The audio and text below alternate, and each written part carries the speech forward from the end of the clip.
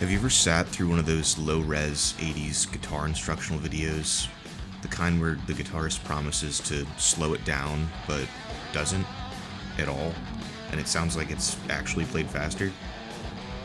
Your face pressed up against the screen, desperately trying to see what frets are hit until your eyes are glazed over. You eventually come to, find your remote with a broken rewind button along with an eBay listing for all your stuff. Straight ego death. But what if I told you there's actually a good one? Really. One that's clear, structured, and even shows amp settings. Actual numerical settings.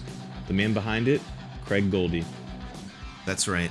Dream-Evil era Dio on an instructional VHS that somehow didn't patronize a generation of aspiring guitarists. A guy with crazy good chops, describing things in a way that can actually be digested. So, what's the story with this guy and his impressive head of hair?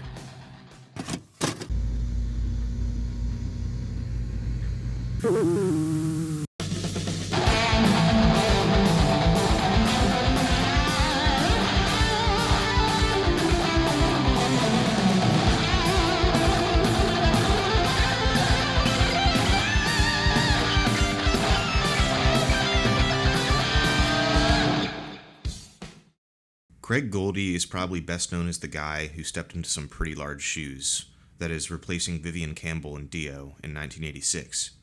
For context, Vivian and Ronnie James Dio had a famously messy split, mostly over creative direction and financial disputes. Goldy, who had previously played in Rough Cut and Jufria, was handpicked to take over, and by all accounts, he wasn't just a safe choice. He was Dio approved from day one. His last band, Jufria, was actually managed by Dio's wife, so the connection there was already strong. What's interesting, though, is how restrained he seemed on his Dio debut, Dream-Evil. Now, despite what great guitar skills you hear on the record, in a way, it kind of pales in comparison to what he was truly capable of. Don't get me wrong, the leads are structured, fast, fun to listen to, and complement that patented Dio sound beautifully. He really did fit the aesthetic well. But when you start exploring Goldy's solo material, his instructional videos, live improvisations, you really start to see the full scope. Neoclassical fluency, technical avant-garde phrasing, it's in there. And it's all played with an almost unsettlingly clean precision. It's the kind of playing that makes you realize, on Dio records, he wasn't showing off, he was holding back. Let me show you what I'm talking about.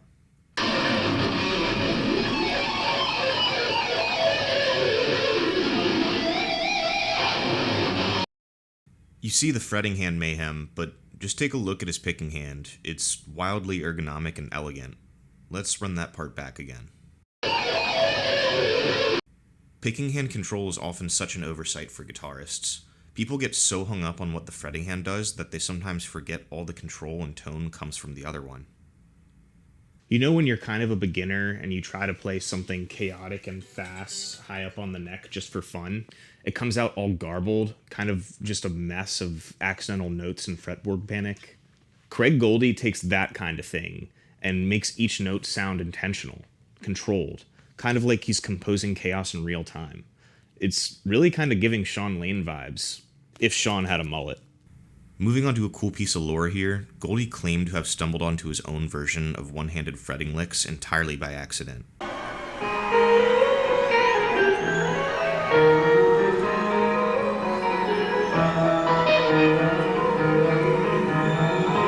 So cool. That's straight out of classical guitar masterclass. Totally controlled, no slop.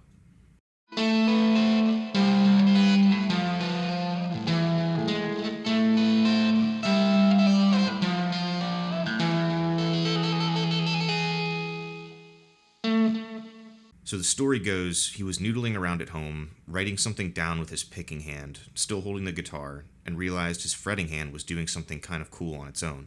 When he started using it seriously, he'd mute with his picking hand to simultaneously cut string noise and hit additional bass notes. He also showed this trick to Vivian Campbell too. When it came to gear, 80s guitarists usually fell into two camps. The stripped-down, plug-into-a-Marshall-and-go crowd, and then the guys who surrounded themselves with enough rack gear to power a small server farm.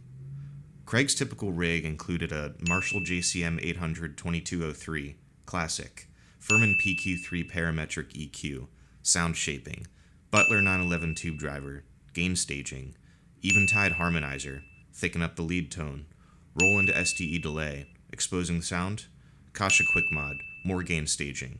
And honestly, probably a good bit more that we don't even know about. Quite flashy on paper, but everything serves a purpose. He actually seemed to know what each knob did, and he used certain effects sparingly, like his punctuation, to create something dynamic.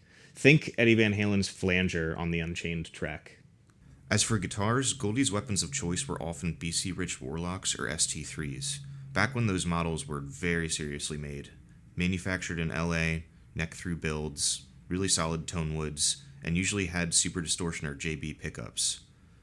If you ever come across a BC Rich bargain bin and see one with this Widow headstock, or a serial number starting with a letter prefix, and or a Made in USA logo discreetly printed on the back of the headstock, Get it, it's from their golden age. he also used an ESP M2, a super strat that delivered precision and perhaps a slightly faster neck, but the coolest here is the sleeper pick, his 86 Fernandez signature model, neck through, custom built, EMG pickups, totally under the radar. I spoke with Johnny over at Alien X Nation Guitars, who actually has one of these white whales in stock, and was kind enough to share some details. He's also sitting on a ridiculous vintage collection, and their custom builds are spot-on spec replicas of notable super strats from the 80s. I recommend you check them out. Let's take a closer look at one of Craig's solos on Dream Evil, where he lets loose just a little bit more compared to some of his other Dio tracks. When he goes into this first lick here, he takes the double stops that were incorporated within the main verse riff and turns it into a passage that sets the stage for the solo really well.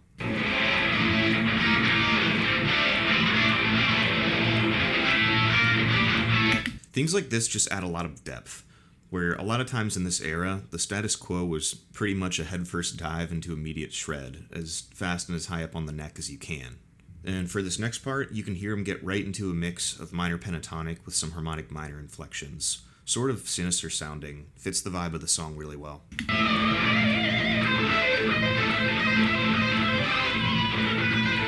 After the build-up here, he leaves the controlled portion a bit and then jumps into some chaotic sounding pick and tap phrasing. Here's where you get a little taste of what Craig was really about. Craig, if you're out there, man, please show us how that's properly played. And last quick passage here.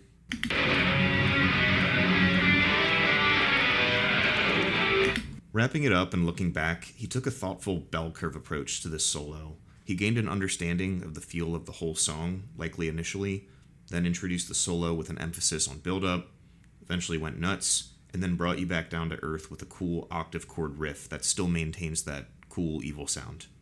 All right, let's give it a go.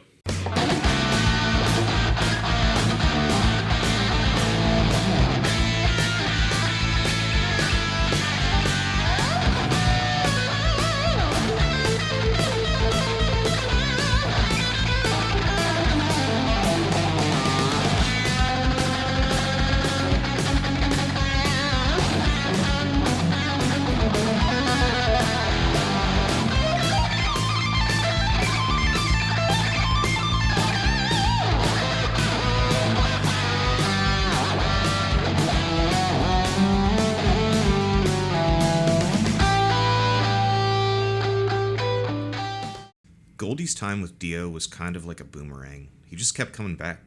He played on Dream Evil, left for a while, returned for Magica, and stepped away again, partly because he was also juggling a full-time job managing a limo company.